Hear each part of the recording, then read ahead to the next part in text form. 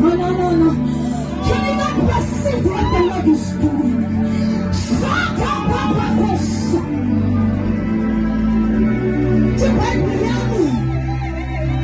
In the book of Isaiah 61, verse 2 or 3, it is an acceptable year of the Lord.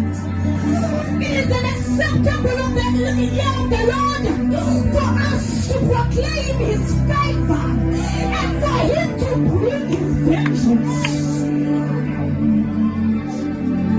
To bring His vengeance. We are addressing altars. People are still selling parts. She said, Billy, my Pandanayo. She said, Billy, Mama Kosaya. She said, Billy. Can you not perceive what the Lord is doing? Mama Kosaya.